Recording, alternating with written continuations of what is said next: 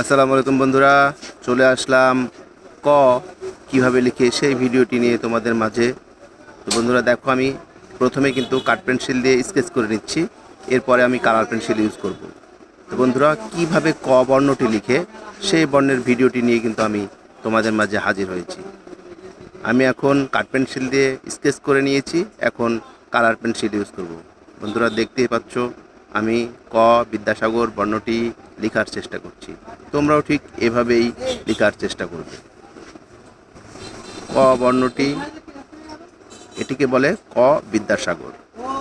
দেখো, আমার লেখা প্রায় শেষের পথে। ক বিদ্যাসাগর।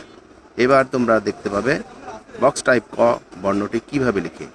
আমি বক্স টাইপ ক বর্ণটিকে কাঠ পেন্সিল দিয়ে প্রথমে স্কেচ করে নিচ্ছি, তারপরে কালার পেন্সিল ইউজ করব। দেখো আমি কিভাবে স্কেচগুলো করি। আমি কিন্তু স্কেল ছাড়াই স্কেচ করছি। তোমরা স্কেল নিয়ে প্রাথমিক অবস্থায় স্কেচটা করে নেবে। স্কেচ করে নিয়ে লেখার শেপটি ভালো থাকে। আমার বক্স টাইপ বর্ণের স্কেচ শেষ, এখন কালার পেন্সিল ইউজ করছি এবং তোমরা দেখতে পাচ্ছ আমি বক্স টাইপ কটিও সম্পূর্ণ লিখে ফেলেছি।